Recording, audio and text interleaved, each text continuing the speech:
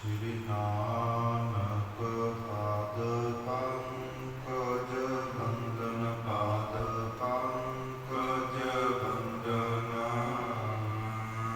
Simra Angad Dokh Vikandana Amar Das Gur Hriday Aavo Hriday Aavo Ramdas Gun Gaavo Shri Arjan Vignan Ke Nashak Vignan Ke Nashak Har Gobind Sob Sumat Parkashak Shri Har Rai Namo Kar Jori Namo Kar Jori Gaur Har Krishna Manai Bihori Ek Bahadur Param Kirpala Param Kirpala Shri Guru Gobind Singh Vesala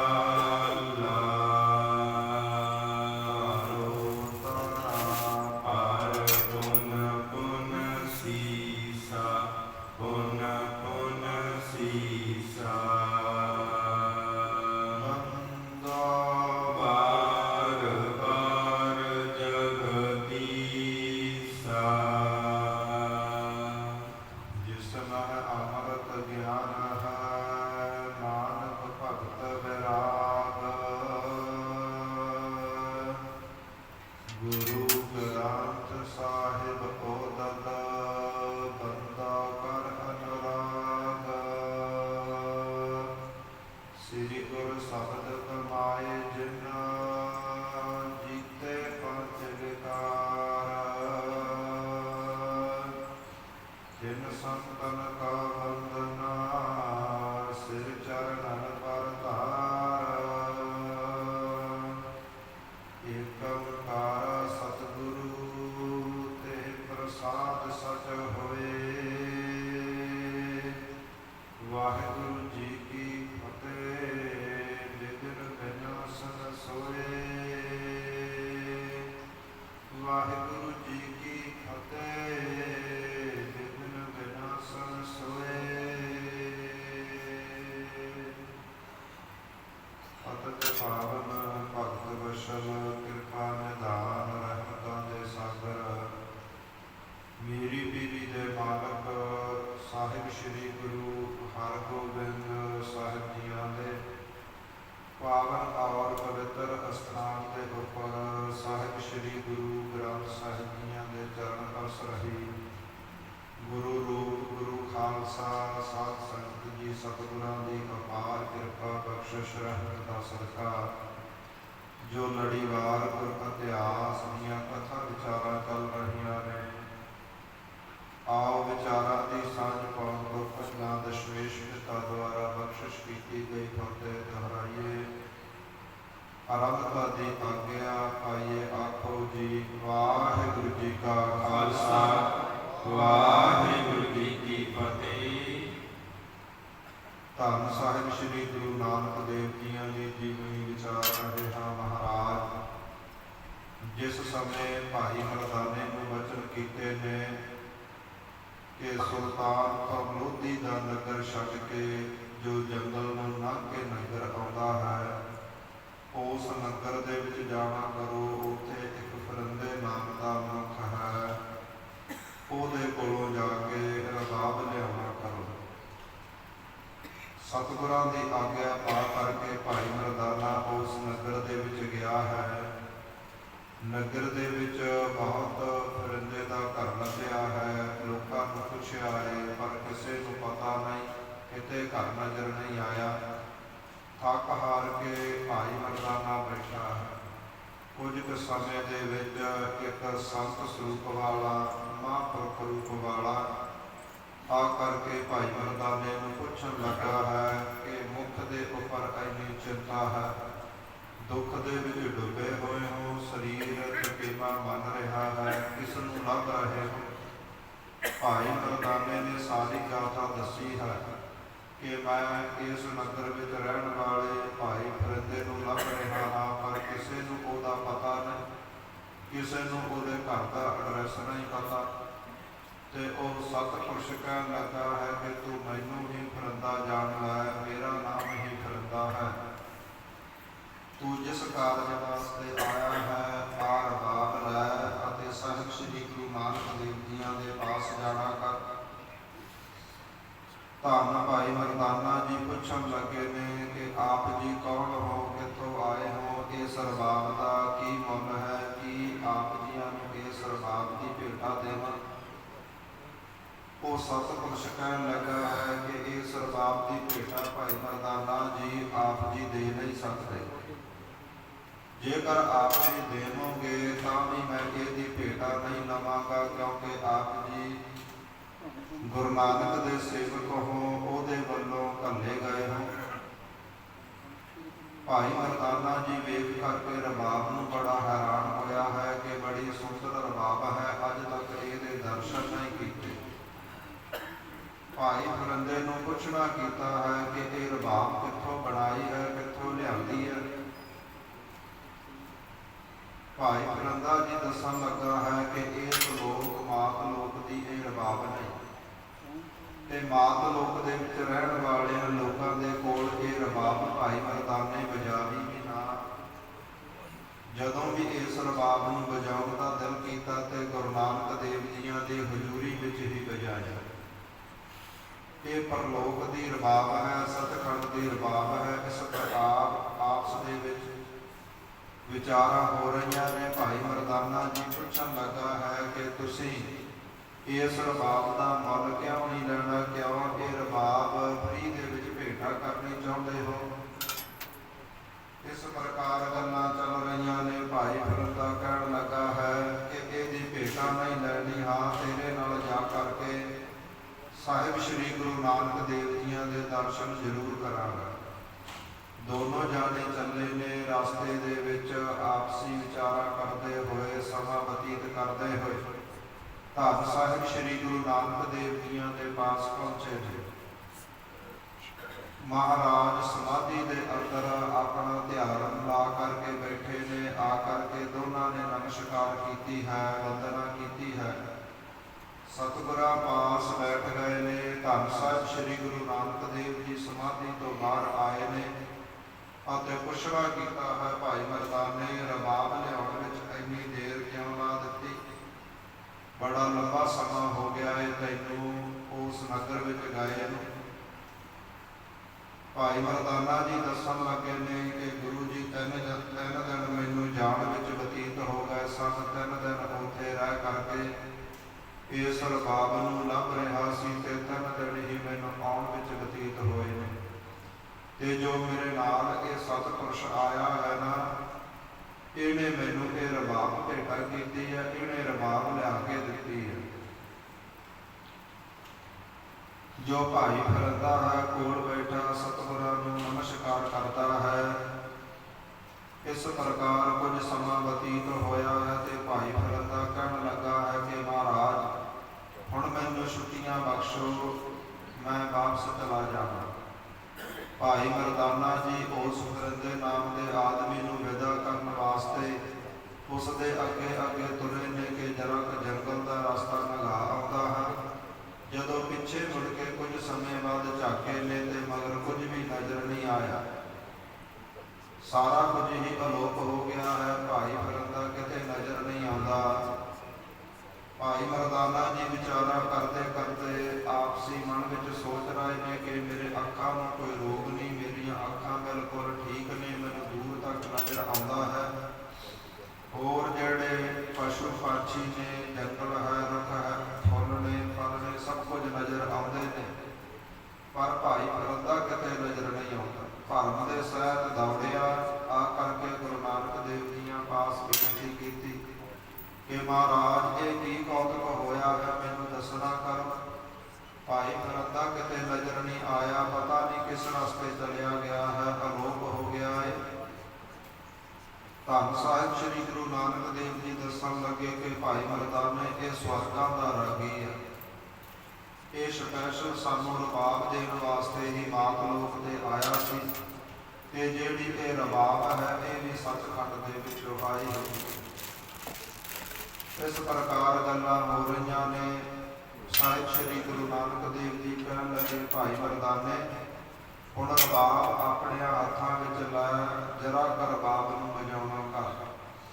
ਭਾਈ ਮਰਦਾਨੇ ਨੇ ਹੁਕਮ ਮੰਨਦਿਆਂ ਹੋਇਆਂ ਰਬਾਬ ਆਪਣੇ ਹੱਥਾਂ ਵਿੱਚ ਲਈ ਹੈ ਤੇ ਮਹਾਰਾਜ ਨੂੰ ਕਹਿਣ ਲੱਗਾ ਹੈ, ਮਹਾਰਾਜ ਦੋ ਚਾਰ ਮਿੰਟ ਦਾ ਸਮਾਂ ਦਿਓ, ਮੈਂ ਜਰਾ ਕਰ ਰਬਾਬ ਦੀਆਂ ਤੰਦੀਆਂ ਕੱਸ ਲਵਾਂ, ਇਹਦੀਆਂ ਤਾਰਾਂ ਕੱਸ ਲਵਾਂ, ਇਸ ਨੂੰ ਸੁਰ ਵਿੱਚ ਕਰ ਲਵਾਂ। ਸਾਹਿਬ ਸ੍ਰੀ ਗੁਰੂ ਨਾਨਕ ਦੇਵ ਜੀ ਕਹਿਣ ਲੱਗੇ, ਭਾਈ ਮਰਦਾਨਾ ਜੀ ਇਹ ਮਾਤ ਲੋਕ ਦੀ ਰਬਾਬ ਨਹੀਂ, ਜੋ ਇਸ ਦੀਆਂ ਤਾਰਾਂ ਕੱਸਣੀਆਂ ਕਹਿਣਗੀਆਂ ਤੂੰ ਵਜਾਉਣੀ ਸ਼ੁਰੂ ਕਰ, ਇਹ ਆਪਣੇ ਆਪ ਸੁਰ ਵਿੱਚ ਹੋਵੇਗੀ। ਇਸੇ ਪ੍ਰਕਾਰ ਹੀ ਜਦੋਂ ਭਾਈ ਮਰਦਾਨੇ ਨੇ ਰਬਾਬ ਆਪਣੇ ਹੱਥਾਂ ਵਿੱਚ ਲਾਈ ਹੈ ਤੇ ਵਜਾਉਣੀ ਸ਼ੁਰੂ ਕੀਤੀ ਹੈ, ਸੁਰਾਂ ਦੇ ਸਹਿਤ ਹੋ ਕੇ ਵੱਜੀ ਹੈ। ਜਦੋਂ ਤਾਰਾਂ ਉੱਪਰ ਭਾਈ ਮਰਦਾਨੇ ਦੀਆਂ ਉਂਗਲਾਂ ਫੇਰੀਆਂ ਨੇ, ਰਬਾਬ ਦੇ ਵਿੱਚੋਂ ਆਵਾਜ਼ ਆਈ ਹੈ, ਤੂੰ ਹੀ ਨਿਰੰਕਾਰ, ਤੂੰ ਹੀ ਨਿਰੰਕਾਰ, ਤੂੰ ਹੀ ਨਿਰੰਕਾਰ। ਭਾਈ ਮਰਦਾਨਾ ਵੇਖ ਕਰਕੇ ਬੜਾ ਹੈਰਾਨ ਹੋਇਆ ਹੈ ਕਿ ਸੁਰਾਂ ਦੇ ਸਹਿਤ ਵੱਜ ਰਹੀ ਹੈ, ਵਿੱਚੋਂ ਤੂੰ ਹੀ ਨਿਰੰਕਾਰ ਦੀਆਂ ਆਵਾਜ਼ਾਂ ਆ ਰਹੀਆਂ ਨੇ। ਜਦੋਂ ਐਸੀਆਂ ਧੁਨਾਂ ਭਾਈ ਮਰਦਾਨੇ ਨੇ ਛੇੜੀਆਂ ਨੇ, ਕਵੀ ਜੀ ਕਹਿੰਦੇ ਜੰਗਲਾਂ ਦੇ ਵਿੱਚ ਜਿਹੜੇ ਰੁੱਖ ਨੇ ਉਹਨਾਂ ਤੋਂ ਰਸ ਚੋਣਾ, ਮਿਠਾਸ ਚੋਣਾ ਸ਼ੁਰੂ ਹੋਇਆ ਹੈ। ਜਿਹੜੇ ਪਸ਼ੂ ਨੇ, ਪੰਛੀ ਜਾਨਵਰ ਨੇ, ਸ਼ਾਂਤ ਹੋ ਕਰਕੇ ਜਿੱਥੇ ਜਿੱਥੇ ਧੁਨਾਂ ਕੰਨਾਂ ਵਿੱਚ ਪਈਆਂ ਨੇ, ਉੱਥੇ ਉੱਥੇ ਹੀ ਬੈਠ ਕਰਕੇ ਰਬਾਬ ਦਾ ਆਨੰਦ ਮਾਣਨ ਲੱਗੇ ਨੇ। ਧੰਨ ਸਾਹਿਬ ਸ੍ਰੀ ਗੁਰੂ ਨਾਨਕ ਦੇਵ ਜੀ ਮਹਾਰਾਜ ਆਪਣੇ ਆਪ ਨੂੰ ਦਸਮ ਦਵਾਰ ਦੇ ਅੰਦਰ ਦਾਖਲ ਕੀਤਾ ਹੈ, ਚੌਂਕੜਾ ਮਾਰਿਆ ਹੈ, ਨਾ ਡੋਲਣ ਵਾਲੀ ਸਮਾਧੀ ਲੱਗੀ ਹੈ। ਇਸ ਪ੍ਰਕਾਰ 2 ਦਿਨ ਬਤੀਤ ਹੋ ਗਏ ਨੇ। ਕਵੀ ਜੀ ਕਹਿੰਦੇ ਨੇ ਕਿ ਹੋ ਸ਼ੋਭ ਸ਼ੋਰਹ ਨਹ ਤਿਹ ਕੋ, ਬੀਤ ਗਏ ਦਿਨ ਦੋ ਦਿਨ ਬਤੀਤ ਹੋ ਗਏ ਨੇ। ਇਸ ਪ੍ਰਕਾਰ ਐਸੇ ਸਤਿਗੁਰੂ ਨੇ ਜਿਨ੍ਹਾਂ ਨੂੰ ਦੁੱਖ ਤਕਲੀਫਾਂ ਛੋਹ ਨਹੀਂ ਸਕਦੇ। ਪਦਮਾਸਨ ਵੈਸੇ ਆਸ ਸੋਹਤ, ਜਿਵ ਸ਼ਿਵ ਕਲਮ ਰਖੋ, ਕਿ ਮਹਾਰਾਜ ਇਸ ਪ੍ਰਕਾਰ ਚੌਂਕੜਾ ਮਾਰ ਕੇ ਬੈਠੇ ਹੋਏ ਨੇ, ਜਿਵੇਂ ਸ਼ਿਵ ਜੀ ਦੀ ਸਮਾਧੀ ਲੱਗੀ ਹੋਵੇ। ਅਡੋਲ ਸਮਾਧੀ ਦੇ ਅਨੁਸਾਰ ਧੰਨ ਸਾਹਿਬ ਸ੍ਰੀ ਗੁਰੂ ਨਾਨਕ ਦੇਵ ਜੀ ਬੈਠੇ ਨੇ ਅਤੇ ਦੁੱਖਾਂ ਨੂੰ, ਤਕਲੀਫਾਂ ਨੂੰ, ਕਲਯੁਗ ਦੇ ਪਾਪਾਂ ਨੂੰ ਕੱਟ ਰਹੇ ਨੇ। ਇੱਥੋਂ ਤੱਕ ਕੱਲ ਦੀ ਕਥਾ ਵਿਚਾਰ ਆਈ ਸੀ। ਆਓ ਆਉਣ ਵਾਲਾ ਜੋ ਗੁਰ ਇਤਿਹਾਸ ਹੈ ਸ਼ਰਧਾ ਭਾਵਨਾ ਦੇ ਨਾਲ ਸਰਵਣ ਕਰੀਏ ਜੀ। ਸਤਿਨਾਮ ਸ੍ਰੀ ਵਾਹਿਗੁਰੂ ਸਾਹਿਬ ਜੀਓ। ਦੋਹਰਾ ਸ੍ਰੀ ਸਤਿਗੁਰ ਪਾਰਸ ਚਰਨ।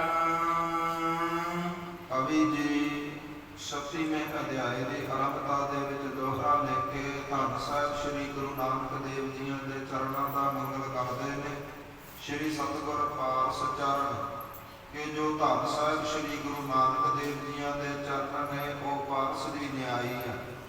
ਪਾਰਸ ਇੱਕ ਐਸੀ ਚੀਜ਼ ਹੈ ਜਿਸ ਦੇ ਨਾਲ ਲੋਹਾ, ਚਾਂਦੀ ਆਦਿਕ ਚੀਜ਼ਾਂ ਘਸਾ ਦਈਏ ਤੇ ਸੋਨੇ ਦੇ ਰੂਪ ਵਿੱਚ ਬਦਲ ਜਾਂਦੀਆਂ ਨੇ। ਕਿ ਐਸੇ ਸ਼੍ਰੋਮਣੀ ਸਤਿਗੁਰਾਂ ਦੇ ਚਰਨ ਪਾਰਸ ਵਰਗੇ ਨੇ, ਤੇ ਜੋ ਜਿਨ੍ਹਾਂ ਦੇ ਨਾਲ ਕੋਈ ਵੀ ਗੁਰਸਿੱਖ ਦਾ ਜੀਵਨ ਛੂਹ ਜਾਵੇ, ਜਿਨ੍ਹਾਂ ਦੇ ਚਰਨਾਂ ਵਿੱਚ ਕੋਈ ਵੀ ਗੁਰਸਿੱਖ ਆ ਜਾਵੇ। ਮਮ ਨੂਰ ਮਮ ਭੇਟ, ਭਾਵੇਂ ਉਸ ਦਾ ਮਨੁੱਖ ਖੰਗਰ ਲੋਹੇ ਵਰਗਾ ਹੋਵੇ, ਉਸ ਮਨੁੱਖ ਦਾ ਜੀਵਨ ਖੰਗਰ ਲੋਹੇ ਵਰਗਾ ਹੋਵੇ, ਜਦੋਂ ਸਤਿਗੁਰਾਂ ਦੇ ਚਰਨਾਂ ਦੀ ਸ਼ਰਨ ਵਿੱਚ ਆ ਗਿਆ ਤੇ ਉਹਦਾ ਜੀਵਨ ਵੀ ਸ਼ੁੱਧ ਸੋਨੇ ਵਰਗਾ ਹੋ ਜਾਵੇਗਾ।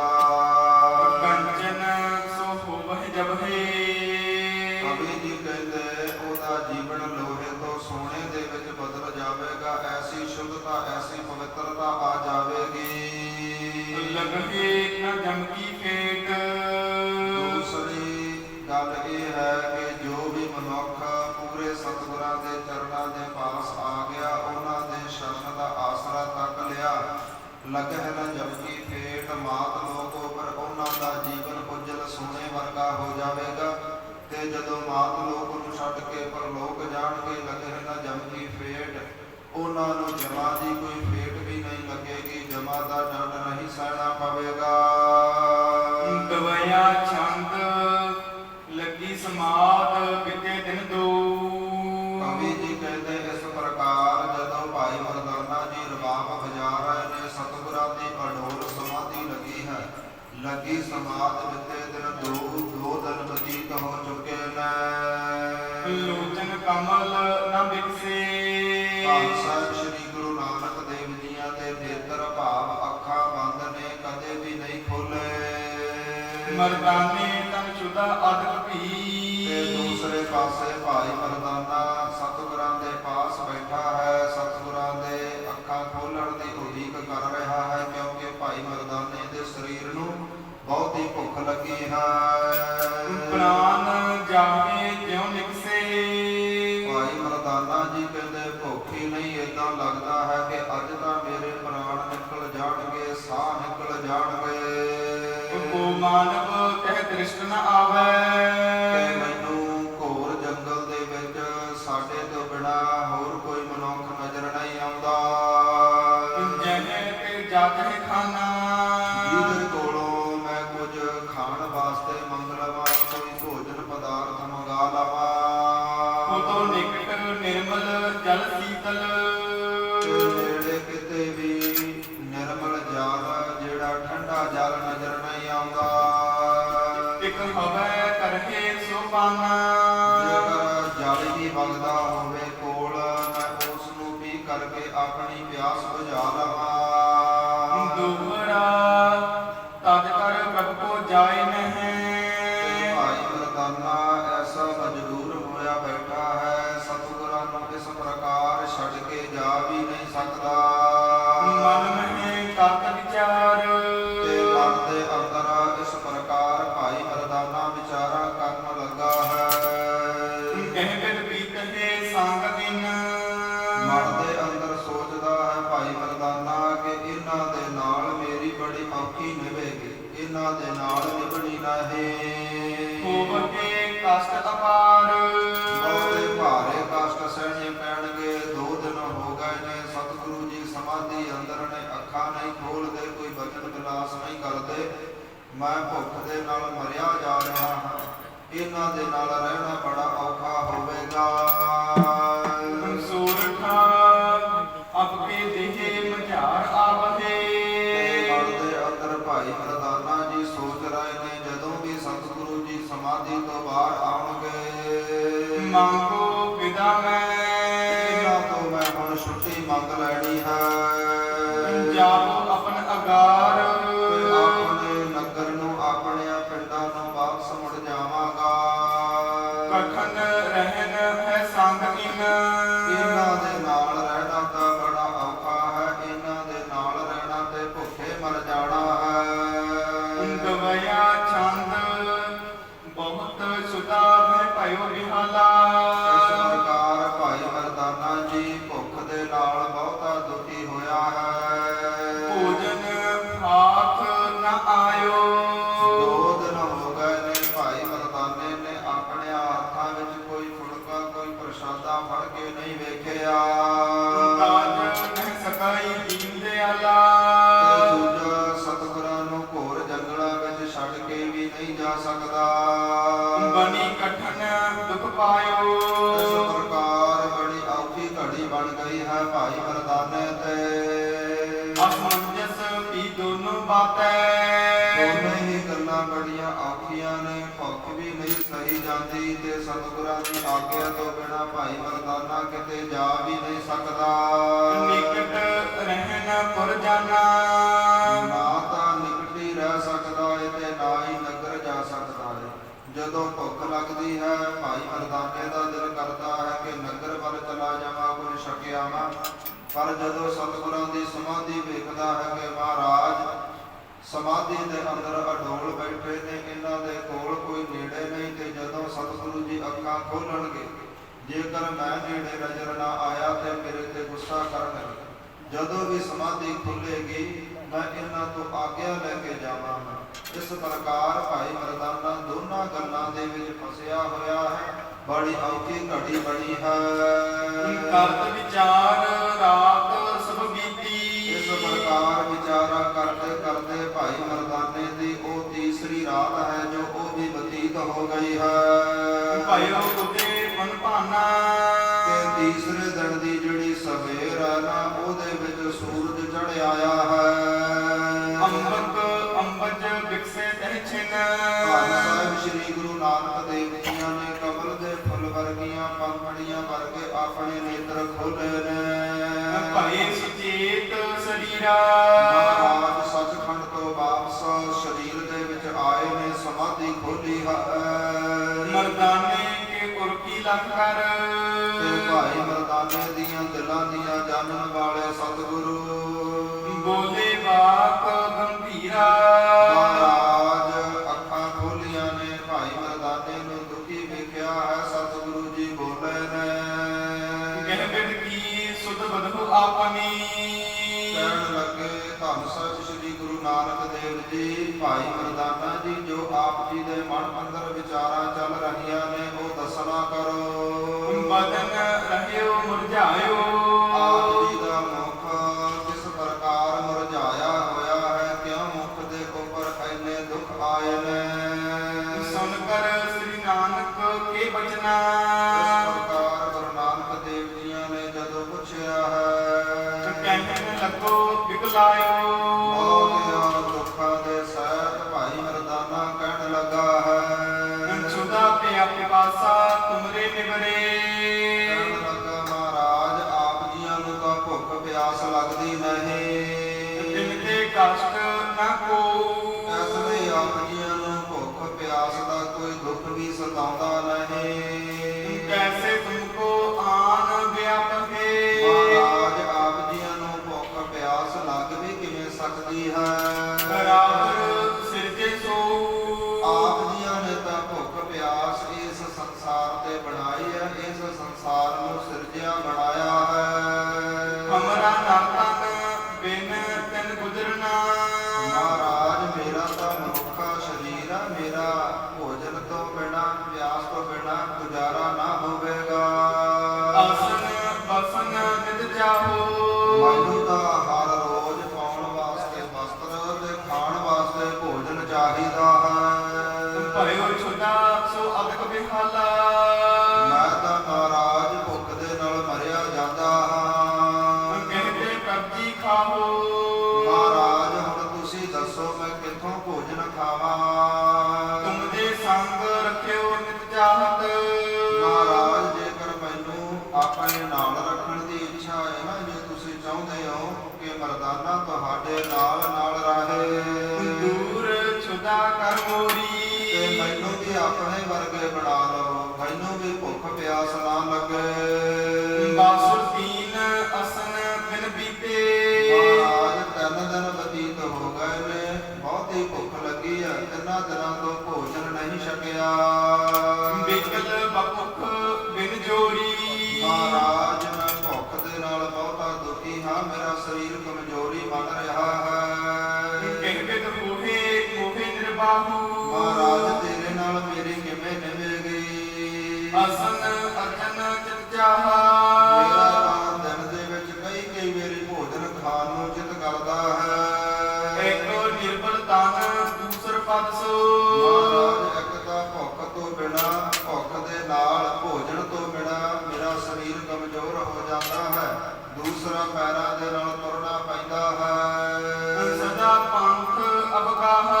ਮਹਾਰਾਜ ਕਦੇ ਕਿਸ ਰਸਤੇ ਕਦੇ ਕਿਸ ਰਸਤੇ ਜਾਣਾ ਪੈਂਦਾ ਹੈ, ਤੇ ਤੁਰਨ ਵਾਸਤੇ ਸਰੀਰ ਵਿੱਚ ਸ਼ਕਤੀ ਚਾਹੀਦੀ ਹੈ। ਸਰੀਰ ਨੂੰ ਸ਼ਕਤੀ ਭੋਜਨ ਦੇ ਨਾਲ ਮਿਲੇਗੀ, ਤੇ ਉਹ ਭੋਜਨ ਤਾਂ ਮੈਂ 3 ਦਿਨਾਂ ਤੋਂ ਛਕਿਆ ਨਹੀਂ। ਦੋਹਰਾ ਸ੍ਰੀ ਨਾਨਕ ਆਨੰਦ ਭਨੈ। ਇਸ ਪ੍ਰਕਾਰ ਭਾਈ ਮਰਦਾਨੇ ਦੇ ਇਹ ਬਚਨ ਸੁਣੇ ਨੇ ਤੇ ਮਹਾਰਾਜ ਬੋਲੇ ਨੇ। ਸੁਣ ਮਰਦਾਨਾ ਕਾਨ, ਕਹਿਣ ਲੱਗੇ ਭਾਈ ਮਰਦਾਨਾ ਜੀ ਕੰਨ ਲਾ ਕੇ ਹੁਣ ਸੁਣੋ। ਹਮ ਸੰਗ ਐਸੇ ਹੀ ਸਦਾ। ਕਹਿਣ ਲੱਗੇ ਭਾਈ ਮਰਦਾਨਾ ਜੀ ਅਸੀਂ ਤਾਂ ਏਦਾਂ ਹੀ ਰਹਿਣਾ ਹੈ ਤੇ ਜੋ ਸਾਡੇ ਨਾਲ ਰਹੇਗਾ ਉਹਨੂੰ ਵੀ ਇਹਨਾਂ ਚੀਜ਼ਾਂ ਦਾ ਸਾਹਮਣਾ ਕਰਨਾ ਪਵੇਗਾ। ਰੱਬੋ ਆਪ ਪਰਮਾਨ, ਤੇ ਜੇਕਰ ਆਪ ਜੀਆਂ ਦਾ ਮਨ ਮੰਨਦਾ ਹੈ ਨਾ ਫਿਰ ਸਾਡੇ ਨਾਲ ਰਹਿਣਾ ਕਰੋ। ਸੂਰਠਾ ਕੈ ਮੁਝ ਸੁਦਾਨ ਸਾਹੇ। ਕਹਿਣ ਲੱਗਾ ਭਾਈ ਮਰਦਾਨਾ ਮਹਾਰਾਜ ਜੇਕਰ ਮੈਨੂੰ ਆਪਣੇ ਨਾਲ ਰੱਖਣਾ ਹੈ ਜਿਹੜੀ ਮੇਰੀ ਭੁੱਖ ਪਿਆਸ ਹੈ ਇਹ ਦੂਰ ਕਰ ਦੇਵੋ। ਕਹਿ ਦੀਜੈ ਮੁਝ ਖਾਨ ਕੋ, ਤੇ ਜਾਂ ਫਿਰ ਮੈਨੂੰ ਹਰ ਰੋਜ਼ ਚੰਗਾ ਚੰਗਾ ਭੋਜਨ ਦੇਣਾ ਕਰੋ। ਤੋ ਹੋਵਹਿ ਨਿਰਬਾਹੇ। ਮਹਾਰਾਜ ਸਿੱਧੀ ਜੀ ਗੱਲ ਹੈ ਆਪਣੀ ਤਾਂ ਫੇਰ ਨਿਭੇਗੀ। ਨਾ ਤੁਰ ਸੰਗ ਨਾ ਤੇ ਪੁਜਈ। ਨਹੀਂ ਤਾਂ ਮਹਾਰਾਜ ਫਿਰ ਆਪਣੀ ਨਹੀਂ ਨਿਭਣੀ। ਦਵਿਆ ਛੰਦ ਇਹ ਬਾਤੈ ਸਭ ਢਿਗ ਇਸ ਕਰਤਾਰਾ। ਪ੍ਰਕਾਰ ਭਾਈ ਮਰਦਾਨਾ ਸਤਿਗੁਰਾਂ ਦੇ ਕੋਲ ਬੈਠ ਕੇ ਵਚਨ ਕਰ ਰਿਹਾ ਹੈ। ਕਰਨ ਕਰਾਵਨ ਜੋ, ਮਹਾਰਾਜ ਆਪ ਜੀ ਕਰਨ ਕਰਾਵਣ ਜੋਗ ਹੋ। ਐਸੇ ਸਤਿਗੁਰੂ ਜੀ ਸਾਰੀਆਂ ਗੱਲਾਂ ਸੁਣ ਰਹੇ ਨੇ ਜੋ ਸਭ ਕੁਝ ਕਰਨ ਹਾਰ ਨੇ। ਹਮਰੇ ਸੰਗ ਜਾਣੇ ਅਸਵਿਦ। ਮਹਾਰਾਜ ਕਹਿਣ ਲੱਗੇ ਭਾਈ ਮਰਦਾਨੇ ਸਾਡੇ ਨਾਲ ਤਾਂ ਫਿਰ ਏਦਾਂ ਹੀ ਭੁੱਖਾ ਪਿਆਸਾ ਰਹਿਣਾ ਪਵੇਗਾ। ਜਸ ਬਿਨ ਕਾਟਿ ਸੋ, ਜਿਸ ਪ੍ਰਕਾਰ ਅਕਾਲ ਪੁਰਖ ਵਾਹਿਗੁਰੂ ਦਾ ਹੁਕਮ ਹੋਵੇਗਾ ਨਾ ਉਹਦਾ ਭਾਣਾ ਮੰਨਣਾ ਪਵੇਗਾ। ਖੁਸ਼ੀ ਹੋਏ ਤੋ ਨਿਕਲ ਕੀਜੈ। ਭਾਈ ਮਰਦਾਨੇ ਜੇ ਮਨ ਦੇ ਅੰਦਰ ਖੁਸ਼ੀ ਆ ਤੇ ਸਾਡੇ ਨਾਲ ਰਹਿਣਾ ਕਰ। ਨੰਦ ਜਾਵੋ ਨਿਜ ਧਾਮ। ਨਹੀਂ ਤਾਂ ਫਿਰ ਤੈਨੂੰ ਛੁੱਟੀਆਂ ਨੇ ਤੂੰ ਆਪਣੇ ਘਰ ਜਾ ਸਕਦਾ ਹੈ। ਸੁਣ ਕਰ ਮਰਦਾਨਾ ਔਰ ਭਰਮਿਓ।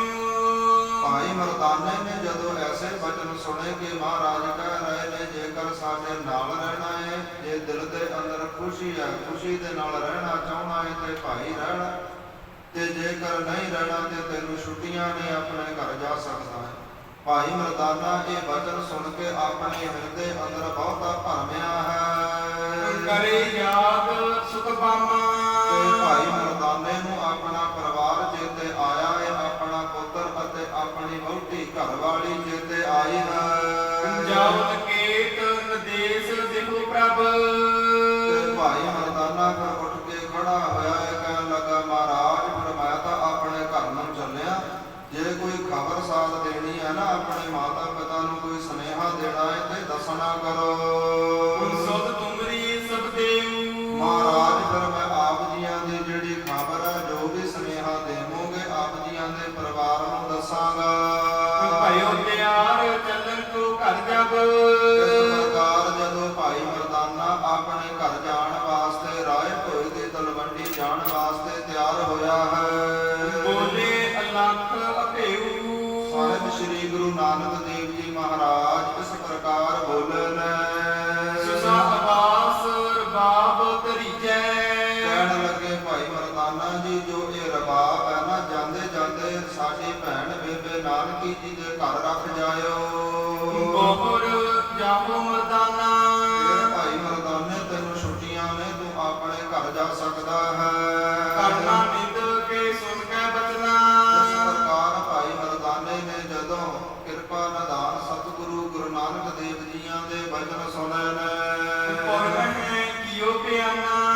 ਤੇ ਉਸ ਜੰਗਲਾਂ ਦਾ ਰਸਤਾ ਛੱਡ ਕਰਕੇ ਭਾਈ ਮਰਦਾਨਾ ਜੀ ਸੁਲਤਾਨਪੁਰ ਲੋਧੀ ਦੇ ਨਗਰ ਵੱਲ ਚੱਲੇ ਨੇ। ਗਇਓ ਨਕੇਤ ਨਾਨਕੀ ਤਬਕੀ। ਜਦੋਂ ਛੇਤੀ ਦੇ ਨਾਲ ਬੇਬੇ ਨਾਨਕੀ ਜੀ ਦੇ ਘਰ ਪਹੁੰਚੇ ਨੇ। ਪੀਸ ਸੰਤ ਜਬ ਦੇਖਾ। ਤੇ ਬੇਬੇ ਨਾਨਕੀ ਜੀ ਨੇ ਬੜੇ ਭਰਮ ਦੇ ਸਹਿਤ ਬੜੇ ਸ਼ੰਕੇ ਦੇ ਨਾਲ ਭਾਈ ਮਰਦਾਨੇ ਨੂੰ ਅਚਨਚੇਤ ਆਇਆ ਵੇਖਿਆ ਹੈ।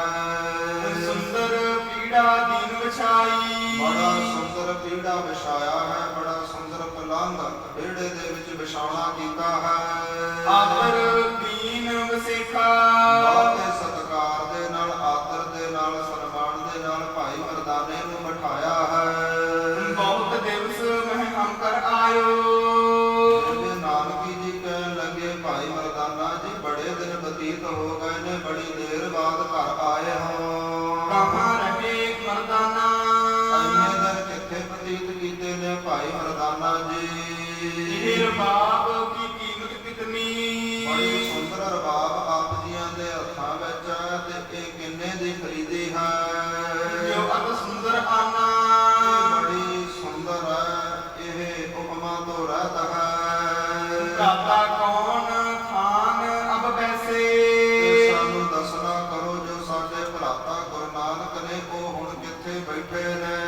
ਕਮਲ ਬਦਨ ਕਤ ਤੈਨਾ ਮਹਾਰਾਜ ਕਮਲ ਸ਼੍ਰੀ ਕੇ ਮੁਖ ਵਾਲੇ ਮੁਕਤੀ ਨੂੰ ਦੇਣ ਵਾਲੇ ਸਤਿਗੁਰੂ ਜੀ ਕਿਸ ਜਗ੍ਹਾ ਤੇ ਬਿਰਾਜੇ ਨੇ ਕਹਿ ਮਰਦਾਨਾ ਆਏ ਸੋ ਲੇਕਰ ਭਾਈ ਮਰਦਾਨਾ ਜੀ ਕਹਿਣ ਲੱਗੇ ਮੈਂ ਆਪ ਜੀਆਂ ਦੇ ਭਗਤ ਭਰਾਤਾ ਗੁਰੂ ਨਾਨਕ ਦੇਵ ਜੀਆਂ ਤੋਂ ਆਗਿਆ ਲੈ ਕੇ ਹੋ ਜਾਵੋ ਨਿਜ ਐਨਾ ਆਤਾ ਮੈਂ ਬੇਬੇ ਨਾਨਕੀ ਜੀ ਆਪਣੇ ਘਰ ਤਲਵੰਡੀ ਜਾ ਰਿਹਾ ਹਾਂ ਮਹਿ ਸੰਗ ਨਾ ਤਿਨ ਕੋ ਮੁਝ ਤੇ ਨਿਭੈ ਸੰਗ ਨਾ ਤਿਨ ਕੋ ਮੁਝ ਤੇ ਨਿਭੈ ਸੰਗ ਨਾ ਤਿਨ ਕੋ ਮੁਝ ਤੇ ਉਹਨਾਂ ਦੇ ਨਾਲ ਮੇਰੀ ਨਹੀਂ ਨਿਭ ਸਕਦੀ ਕਲਾਵਾਨ ਅਵਤਾਰਾ ਉਹ ਤਾਂ ਸ਼ਕਤੀਆਂ ਵਾਲੇ ਨੇ ਉਹ ਤਾਂ ਆਪ ਅਕਾਲ ਪੁਰਖ ਵਾਹਿਗੁਰੂ ਨੇ ਜਿਨ ਹੋਵੇ ਨਿਕਰ ਹੈ ਸੋ ਜਿਹੜਾ ਉਹਨਾਂ ਦੇ ਨਾਲ ਰਹੇਗਾ ਉਹ ਤਾਂ ਉਹਨਾਂ ਵਰਗਾ ਹੋਣਾ ਚਾਹੀਦਾ ਹੈ ਖਾਏ ਨ ਕਬੋ ਆਹਾਰਾ ਜਿਹੜਾ ਉਹਨਾਂ ਵਾਂਗ ਕਦੇ ਵੀ ਕੋਈ ਭੋਜਨ ਨਾ ਛਕੇ ਤੇ ਕਦੇ ਵੀ ਜਲ ਨਾ ਛਕੇ ਭੁੱਖ ਪਿਆਸ ਤੋਂ ਨਿਰਲੇਪ ਹੋਵੇ ਦੂਰ ਹੋਵੇ ਧਾਰ ਬਾਬ ਸਦਨ ਮੈਂ ਆਇਓ ਬੇਬੇ ਨਾਨਕੀ ਜੀ ਮੈਂ ਤਾਂ ਆਪ ਜੀਆਂ ਦੇ ਘਰ ਉਹਨਾਂ ਦੀ ਆਗਿਆ ਪਾ ਕੇ ਇਹ ਰਬਾਬ ਰੱਖਣ ਆਇਆ ਹਾਂ ਕਹੇ ਦੇਖੋ ਸੰਦੇਸ਼ਾ ਜੇਕਰ ਤੁਸੀਂ ਕੋਈ ਆਪਣੇ ਮਾਤਾ ਪਿਤਾ ਨੂੰ ਕੋਈ ਸੁਨੇਹਾ ਦੇਣਾ ਹੈ ਤਲਵੰਡੀ ਮੈਂ ਭਇਓ ਤਿਆਰੀ ਮੇਰੀ ਤਾਂ ਤਲਵੰਡੀ ਜਾਣ ਨੂੰ ਤਿਆਰੀ ਹੈ ਦੱਸ ਦੇਵੋ ਜੇ ਕੋਈ ਸੁਖ ਸ਼ਾਂਤ ਦੱਸਣੀ ਪੁੱਛਣੀ ਹੈ ਤੇ ਮੈਂ ਜਾ ਕੇ ਦੱਸ ਦੇਵਾਂਗਾ ਕਹਿਓ ਬਚਨ ਜਬ ਐਸਾ ਜਦੋਂ ਇਸ ਪ੍ਰਕਾਰ ਭਾਈ ਮਰਦਾਨੇ ਨੇ ਵਚਨ ਕੀਤੇ ਨੇ ਸੁਣਤ ਨਾਨਕੀ ਨੈਣਨ ਵੀਰੰ ਤੇ ਬੇਬੇ ਨਾਨਕੀ ਜੀ ਦੇ ਅੱਖਾਂ ਦੇ ਵਿੱਚ ਜਲ ਭਰ ਆਇਆ ਹੈ ਮੂੰਦ ਕਿਰਤ ਧਰਮਾਹੀ ਤੇ ਧਰਤੀ ਦੇ ਉੱਪਰ ਬੇਬੇ ਨਾਨਕੀ ਜੀ ਦੇ ਅੱਖਾਂ ਵਿੱਚੋਂ ਬੂੰਦਾਂ ਜਲ ਦੀਆਂ ਡਿੱਗਣ ਲੱਗੀਆਂ ਨੇ ਪੀਰ ਹਰੀ ਔਰ ਪੀਰ ਤੇ ਗਹੀਰਾ ਬੇਬੇ ਨਾਨਕੀ ਜੀ ਨੇ ਆਪਣੇ ਦਿਲ ਦੀ ਧੀਰਜ ਛੱਡ ਦਿੱਤੀ ਹੈ ਬਹੁਤੀ ਪੀੜ ਹੋਈ ਹੈ ਤਜਿਓ ਹਰਖ ਸੁਖ ਨਾਹੀ ਇਸ ਪ੍ਰਕਾਰ ਭਾਈ ਮਰਦਾਨਾ ਜੀ ਜਦੋਂ ਛੱਡ ਕੇ ਜਾ ਰਹੇ ਨੇ ਗੁਰੂ ਨਾਨਕ ਦੇਵ ਜੀਆਂ ਨੂੰ ਇਹ ਬਚਨ ਬੇਬੇ ਨਾਨਕੀ ਜੀ ਦੇ ਦਿਲ ਨੂੰ ਲੱਗੇ ਨੇ ਤੇ ਬਹੁਤਾ ਬੈਰਾਗ ਆਇਆ ਹੈ ਤਨ ਸਨੇਹ ਸਾਗਰ ਮਹਿ ਮਗਨੰ ਇਸ ਪ੍ਰਕਾਰ ਬੇਬੇ ਨਾਨਕੀ ਜੀ ਦੁੱਖਾਂ ਦੇ ਸਮੁੰਦਰ ਵਿੱਚ ਡੁੱਬੇ ਨੇ ਗਿਆਨ ਕਿਨਾਰ ਨ ਪਾਵੇ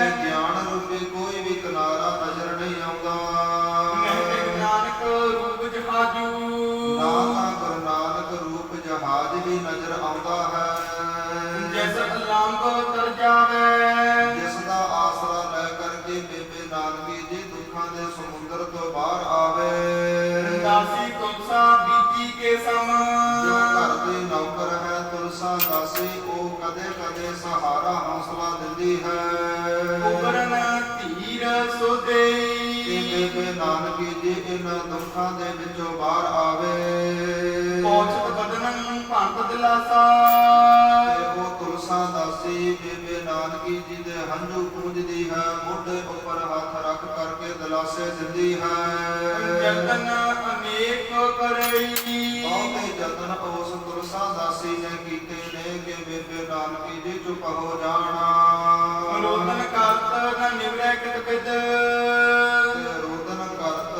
ਨ ਨਿਵਰੈ ਕਿਤ ਬਿਦ ਕਿ ਰੋਣਾ ਤਾਂ ਕੋਈ ਹੱਲ ਨਹੀਂ ਜਗਤ ਹਿਰਦਾ ਗਿਆਨੀ ਬੇਬੇ ਨਾਨਕੀ ਜੀ ਦਾ ਭਾਵੇਂ ਹਿਰਦਾ ਬੜਾ ਗਿਆਨਵਾਨ ਹੈ ਬੜਾ ਸਥਿਰ ਹੈ ਸਵੇਰ ਪਰਬਤ ਵਰਗਾ ਪਰ ਐਸਾ ਬੈਰਾਗ ਆਇਆ ਹੈ ਰੋਣ ਰੁਕ ਨਹੀਂ ਰਿਹਾ ਸ੍ਰੀ ਨਾਨਕ ਸਨੇਹ ਕੀ ਮਹਿਮਾ ਕਿਉਂਕਿ ਸਾਹਿਬ ਸ੍ਰੀ ਗੁਰੂ ਨਾਨਕ ਦੇਵ ਜੀਆਂ ਦੇ ਪ੍ਰੇਮ ਦੇ ਨਾਲ ਬੱਝੀ ਹੈ ਬੇਬੇ ਨਾਨਕੀ ਜੀ ਵਿਚਰਨ ਤੇ ਬਿਲਖਾਨੀ ਉਹਨਾਂ ਦੇ ਨਾਲੋਂ ਵਿਛੜਨਾ ਬਹੁਤਾ ਦੁੱਖ ਲੱਗਾ ਹੈ ਉਦੋ ਜਰਾਮ ਗਇਓ ਕਿਤ ਕਾਜਾ ਤੇ ਬੇਬੇ ਨਾਨਕੀ ਜੀ ਦਾ ਜੋ ਪਤੀ ਹੈ ਭਾਈ ਜੈ ਰਾਮ ਉਹ ਕਿਸੇ ਕੰਮ ਲਈ ਬਾਹਰ ਗਿਆ ਸੀ ਆਵਾ ਕਹਿ ਛਿਨ ਮਾਹੀ ਕੁਝ ਸਮੇਂ ਬਾਅਦ ਜਦੋਂ ਉਹ ਘਰ ਆਇਆ ਹੈ ਬਿਸਮਾਦਿਓ ਰੋਦਤ ਉਪਸਿਯੰਤੂ ਤੇ ਜਦੋਂ ਆਪਣੀ ਪਤਨੀ ਬੇਬੇ ਨਾਨਕੀ ਜੀ ਨੂੰ ਰੋਂਦਿਆਂ ਵੇਖਿਆ ਹੈ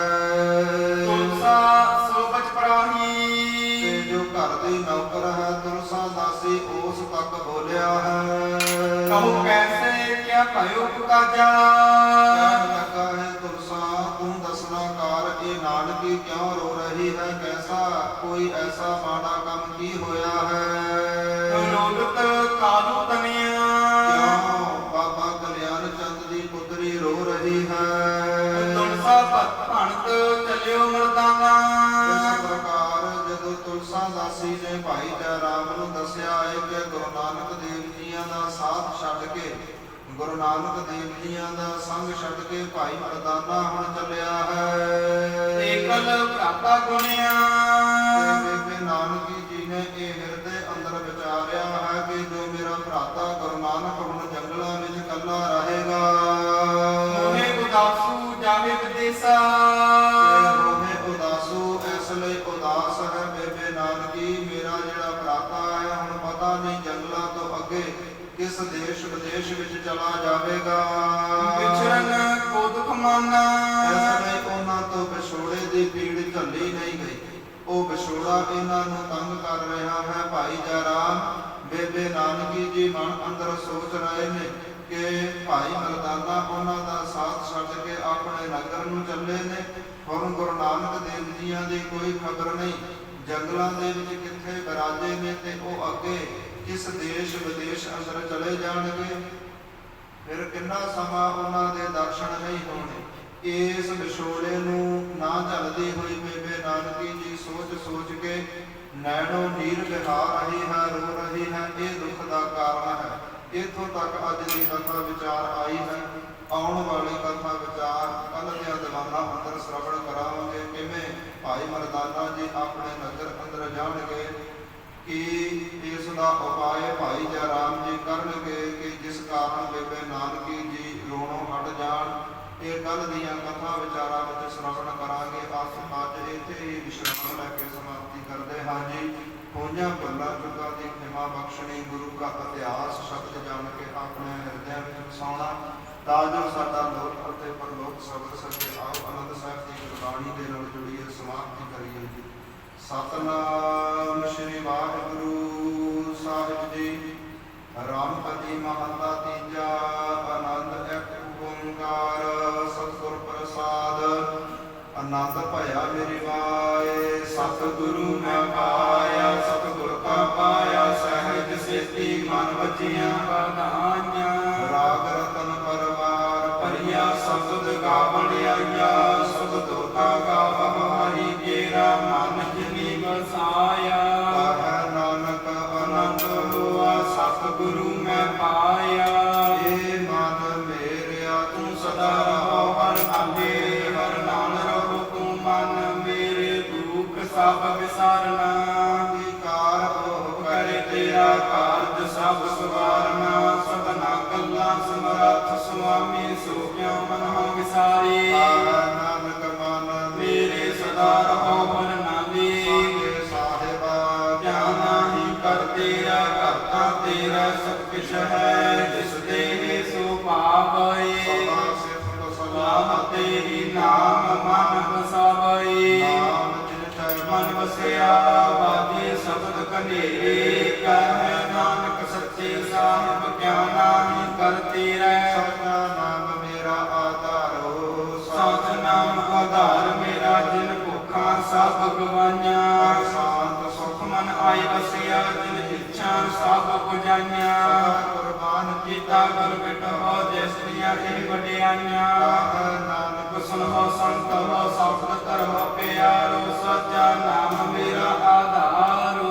ਵਾਜੇ ਪੰਜ ਸ਼ਬਦ ਤਤ ਘਰ ਸੁਭਾਗੈ, ਘਰ ਸੁਭਾਗੈ ਸ਼ਬਦ ਵਾਜੇ। ਕਲਾ ਜਿਤ ਕੈ ਧਾਰਿਆ, ਪੰਜ ਦੂਤ ਤੁਧ ਵਸ ਕੀਤੇ। ਕਾਲ ਕੰਟਕ ਮਾਰਿਆ, ਗੁਰ ਕਰਮ ਪਾਇਆ। ਤੁਧ ਜਿਨ ਕੋ ਸੇ ਨਾਮ ਹਰਿ ਕੈ ਲਾਗੀ। ਨਾਨਕ ਤੈ ਸੁਖ ਹੋਆ, ਤਿਤ ਕਰ ਅਨੰਦ ਵਾਜੇ। ਅਨੰਦ ਸੁਨਹੁ ਵਡ ਭਾਗੀ ਹੋ, ਸਗਲ ਮਨੋਰਥ ਪੂਰੇ। ਆਰ ਬ੍ਰਹਮ ਪ੍ਰਭ ਪਾਇਆ, ਉਤਰੇ ਸਗਲ ਵਿਸੂਰੇ। ਦੁਖ ਰੋਗ ਸੰਤਾਪ ਉਤਰੇ, ਸੁਣੀ ਸੱਚੀ ਬਾਣੀ। ਸੰਤ ਸਾਜਨ ਭਏ ਸਰਸੇ ਪੂਰੇ, ਗੁਰ ਤੇ ਗਿਆਨੀ। ਸੁਣਤੇ ਪੁਨੀਤ ਕਹਿਤੇ ਭਗਤ, ਸਤਿਗੁਰ ਰਹਿਆ ਭਰਪੂਰੇ।